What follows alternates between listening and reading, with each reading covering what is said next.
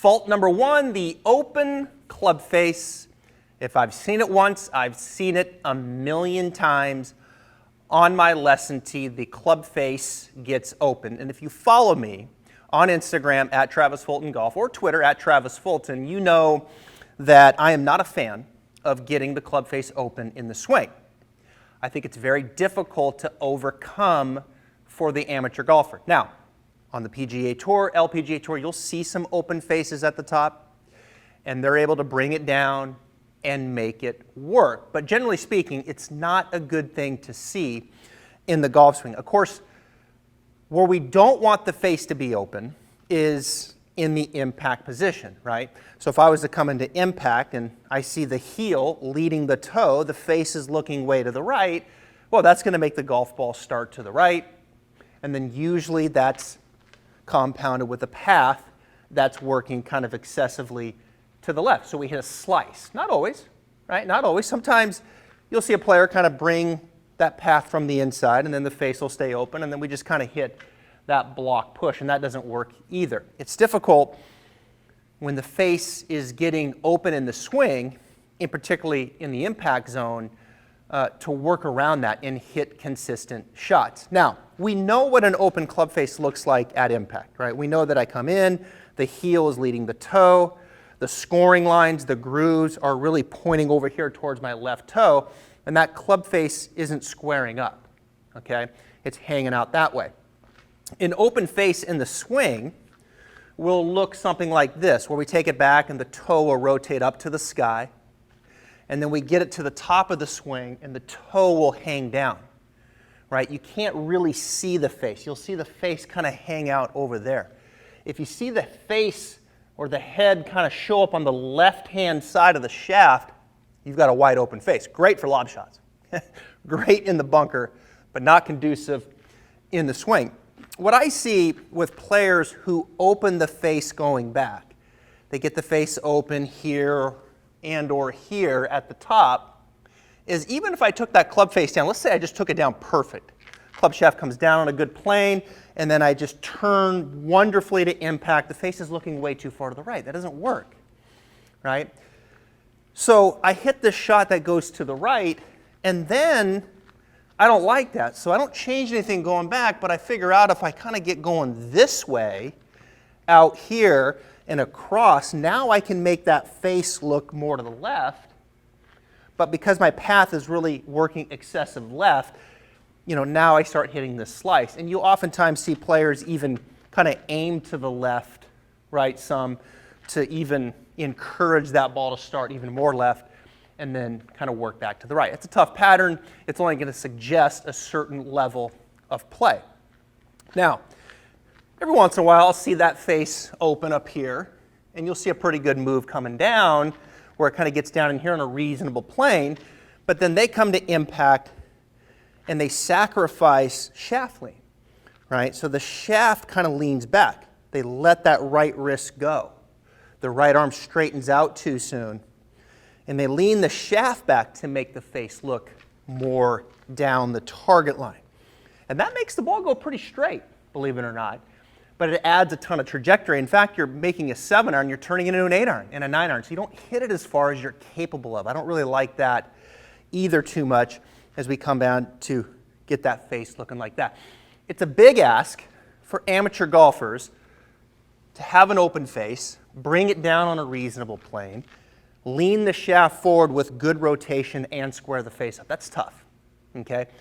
Not saying it can't be done, but it is tough to do.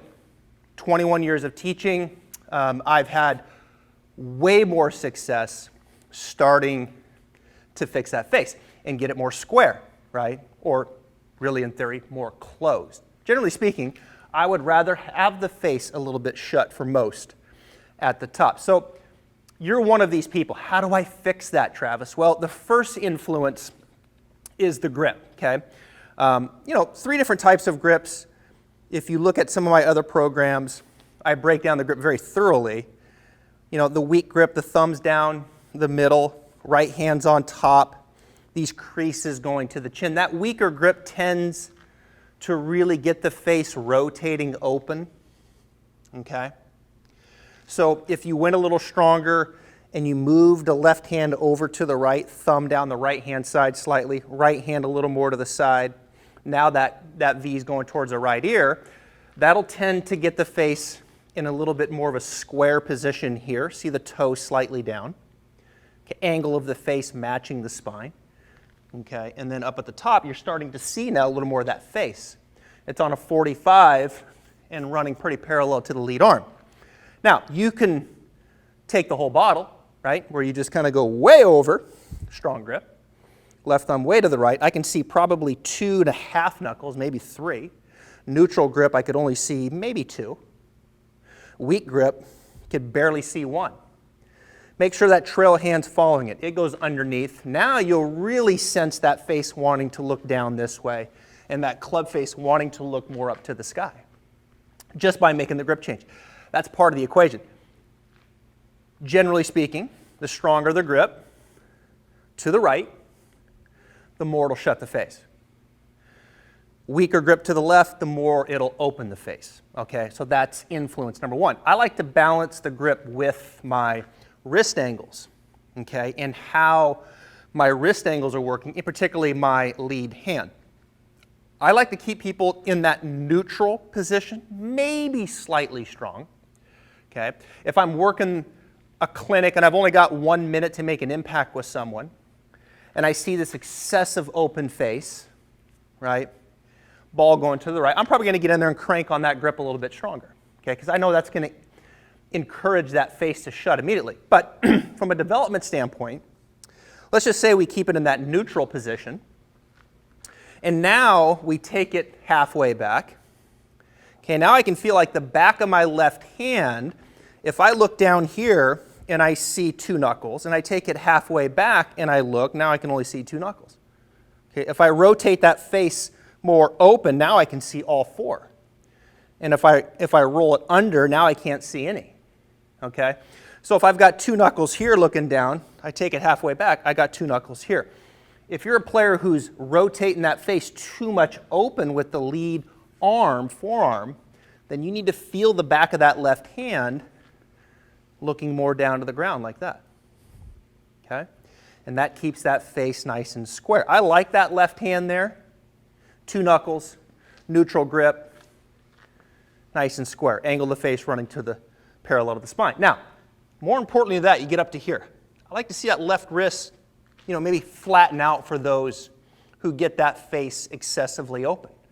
I feel this lead wrist kind of flexing this way.